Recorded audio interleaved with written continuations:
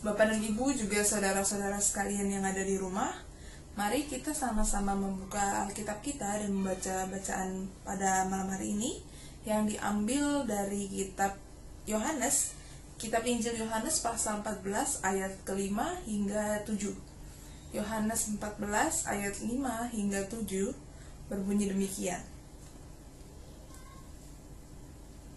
Kata Thomas kepadanya, "Tuhan, kami tidak tahu kemana Engkau pergi. Jadi bagaimana kami tahu jalan ke situ?" Kata Yesus kepadanya, "Akulah jalan dan kebenaran dan hidup. Tidak ada seorang pun yang datang kepada Bapa kalau tidak melalui Aku. Sekiranya kamu mengenal Aku, pasti kamu juga mengenal Bapa-Ku.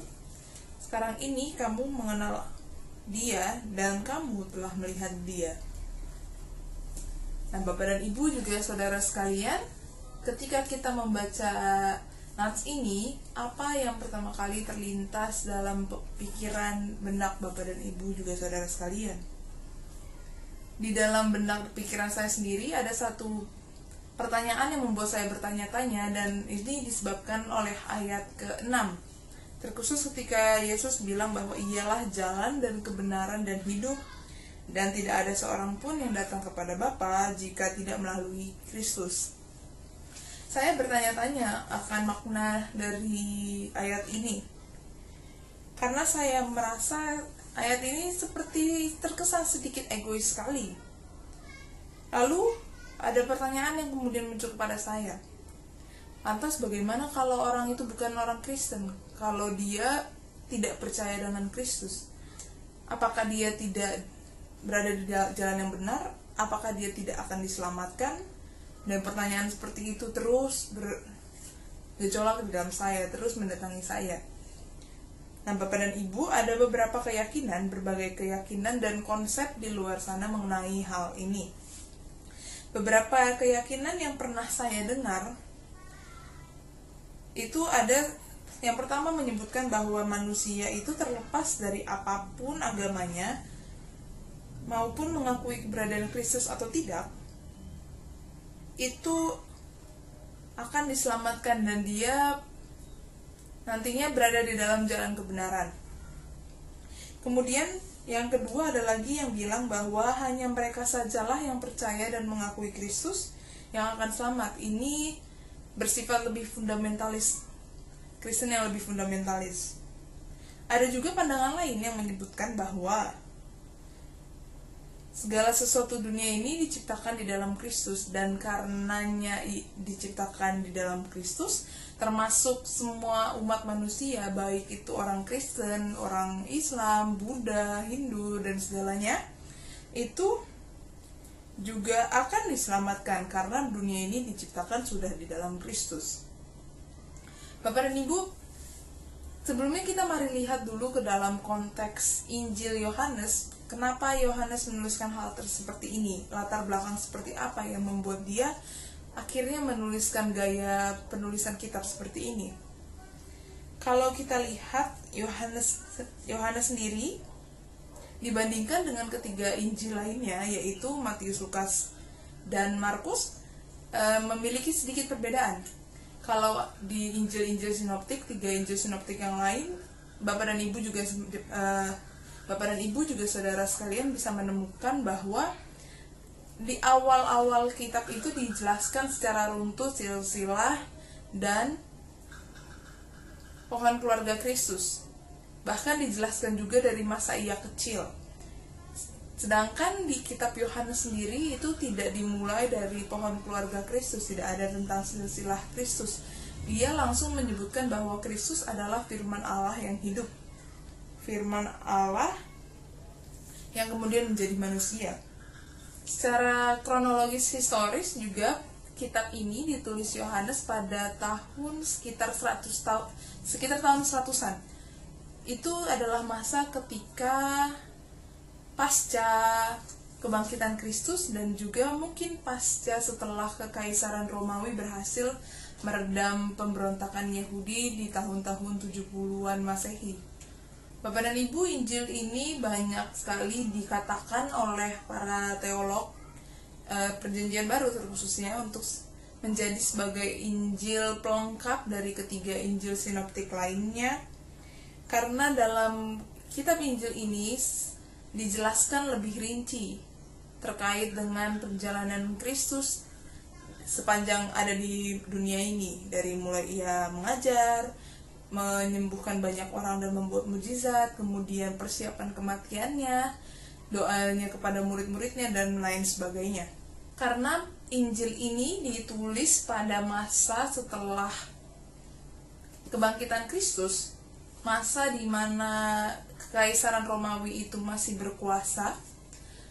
Di situ juga kita bisa melihat bahwa sebenarnya Injil ini diperuntukkan untuk mengingatkan, untuk mengajak komunitas Kristen pada saat itu untuk tidak terlalu terpengaruh dengan agama Yahudi yang tidak mengakui keberadaan Kristus, tidak mengakui Kristus sebagai Tuhannya.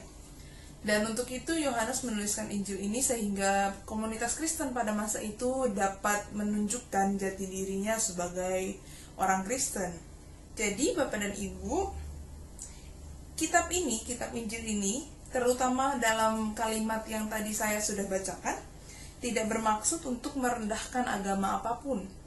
Tidak juga bermaksud untuk merendahkan agama Yahudi. Namun dia lebih bersifat untuk menonjolkan, mengajak umat Kristen untuk menyatakan jati diri imannya, kepercayaannya kepada Kristus, dan agar dia tetap setia pada imannya tersebut.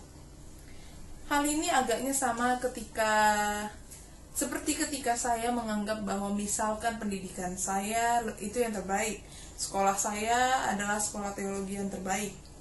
Kemudian ada lagi mungkin keluarga saya adalah keluarga yang terbaik, saya mempunyai ayah yang baik, ibu yang baik, dan seterusnya.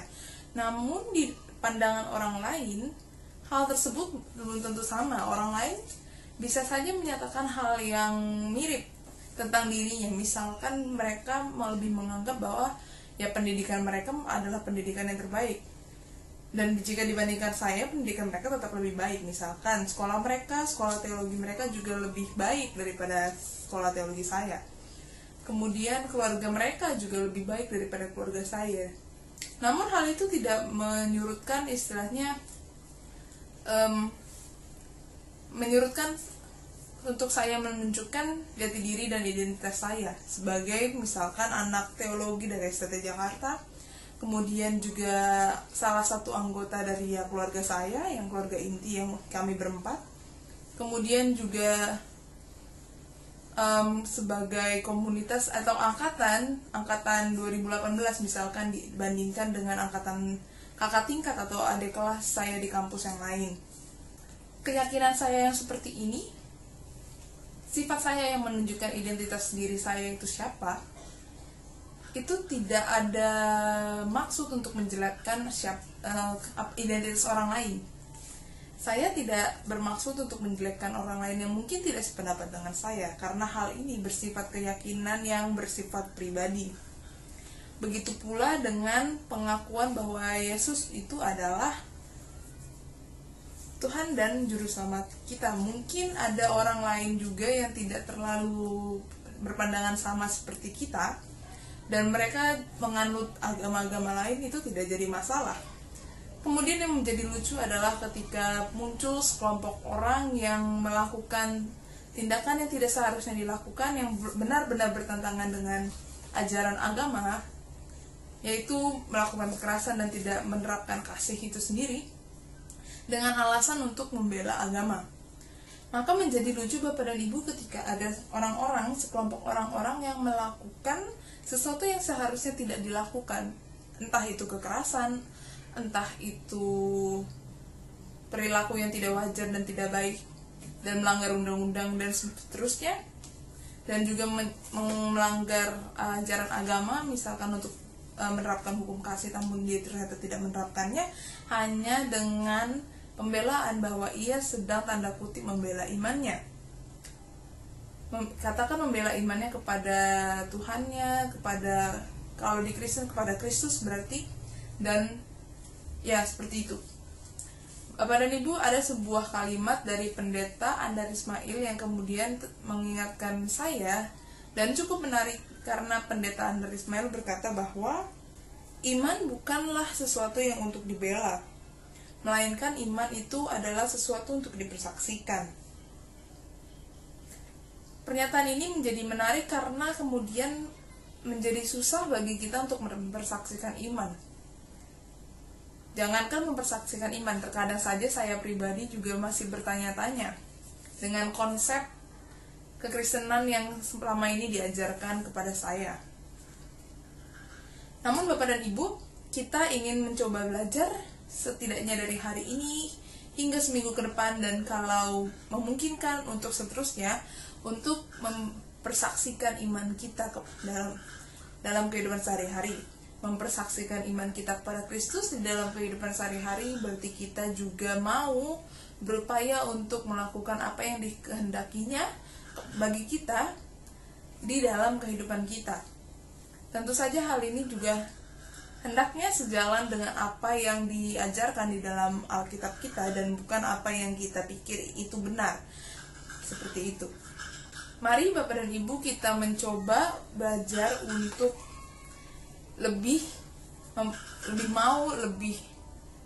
bersemangat untuk menunjukkan identitas dan jati diri iman kita sebagai orang Kristen di dalam kehidupan nyata kita. Mari kita berkontribusi secara nyata di dalam kehidupan kita mulai dari esok hari, bahkan jika ingin dimulai dari malam ini juga bisa, dari hal-hal yang kecil saja, hingga seterusnya dan seterusnya untuk membangun komunitas yang lebih baik. Tuhan Yesus memberkati kita sekalian. Mari Bapak dan Ibu, kita bersama-sama berdoa secara pribadi maupun bersama dengan keluarga kita. Dan kemudian saya akan menutupnya di dalam doa bersama.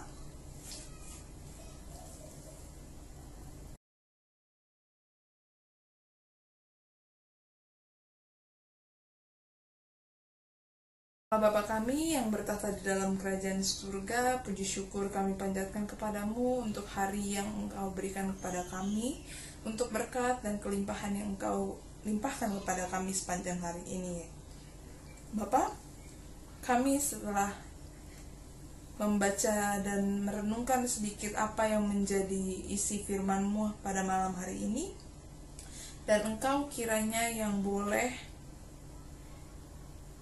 membantu kami menjalankan apa yang telah kami renungkan, membantu kami untuk tetap mengingat dan menaruh apa yang telah menjadi hasil diskusi kami pada malam hari ini, hasil perenungan kami pada malam hari ini di dalam hati kami dan dalam pikiran kami, sehingga kami boleh terus menjalankannya dan belajar menjalankannya sesuai dengan kehendak-Mu ya Tuhan.